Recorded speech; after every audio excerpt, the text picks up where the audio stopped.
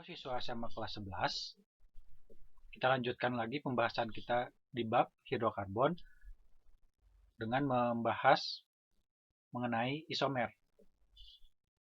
Apakah kalian pernah mendengar kata isomer? Isomer berasal dari bahasa Yunani, yaitu dari kata iso, yaitu sama, dan meros, yang artinya bagian. Jadi secara sederhana, isomer itu berarti senyawa yang berbeda, tapi memiliki rumus molekul yang sama. Lalu contohnya seperti apa? Oke, kita lihat dua senyawa berikut ini. Kita perhatikan dua senyawa ini memiliki rumus struktur yang berbeda. Tapi kita perhatikan masing-masing senyawa ini memiliki jumlah karbon yang sama ya. Senyawa pertama rantai lurus dengan 4 karbon. Berarti namanya adalah butana. Sementara senyawa kedua, rantai lurusnya atau rantai utamanya 3 karbon dan dia memiliki cabang metil ya. Jadi namanya ada 2-metil propana atau isobutana.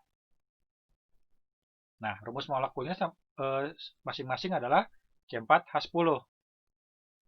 Nah, dari rumus molekul yang sama ini ternyata bisa menghasilkan atau bisa menunjukkan dua senyawa yang berbeda.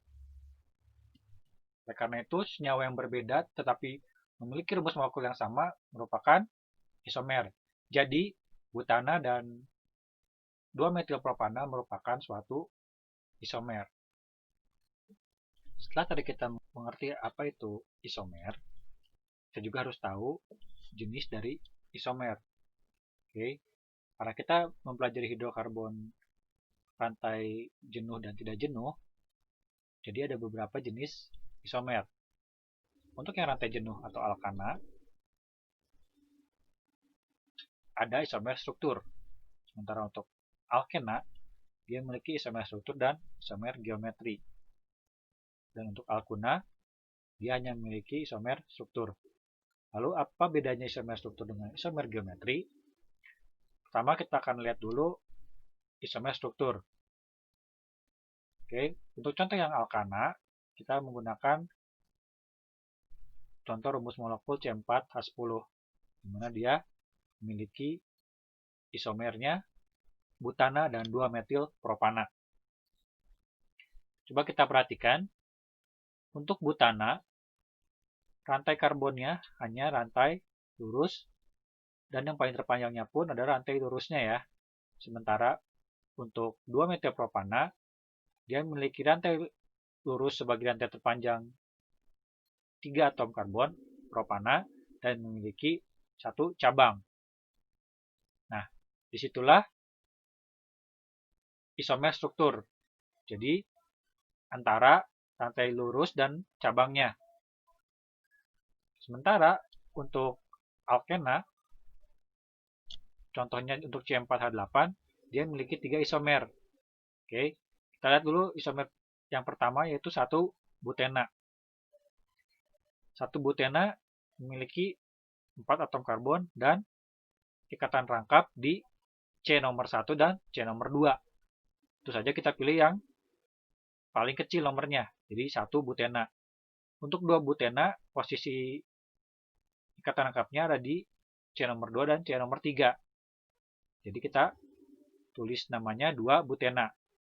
Dan yang terakhir, nah ini yang berbeda dengan yang 2 sebelumnya, karena rantai terpanjangnya hanya memiliki 3 atom karbon, yaitu propena dan 1 metil.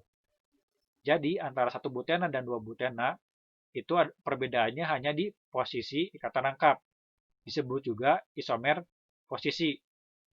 Sementara untuk 2-metil-1-propena itu merupakan isomer struktur jika dibandingkan dengan 1 butena atau 2 butena. Oke, jadi untuk alkena dan alkuna dia memiliki juga isomer posisi.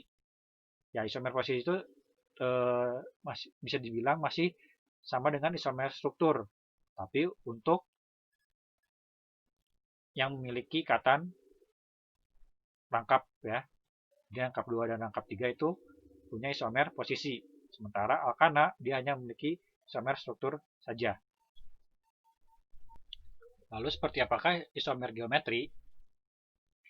Isomer geometri bisa terjadi jika adanya ikatan rangkap 2. Nah, karena ada ikatan rangkap 2 itu, terjadi kekakuan di ikatan rangkapnya. Contohnya kita ambil untuk C4H8 ya. Oke, ini 2 butena. 2 butena ternyata memiliki isomer geometri. Bisa kita lihat.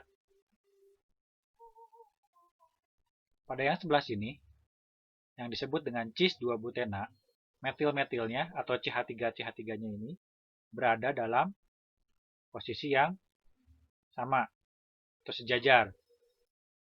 Sementara untuk yang posisi trans, dia saling berseberangan. Ini hanya terjadi pada ikatan rangkap 2, di mana atom C ini berikatan dengan 2 jenis atom yang berbeda.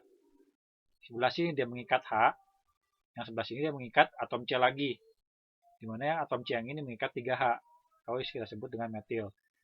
Jadi kalau kita perhatikan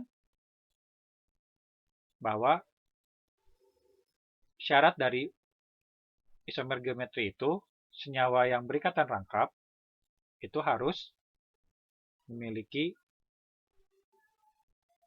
jenis alkil yang sama. Oke, jadi kalau misalnya alkilnya berbeda, misalnya yang sebelah sini bukan CH3, ya tentu saja tidak bisa disebut posisi cis atau trans gitu ya.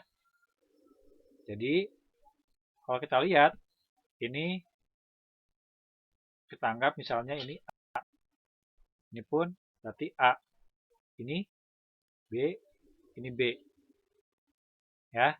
Sementara ini tadi apa, A ya, ini A, ini B, ini B. Oke, jadi untuk isomer geometri syaratnya adalah seperti ini. Untuk yang cis, posisi alkilnya harus sejajar ya. Sementara untuk yang trans, alkilnya harus saling berseberangan. Jadi untuk isomer geometri itu terjadi di ikatan rangkap 2 dan posisi alkilnya itu menentukan namanya. Itu ya.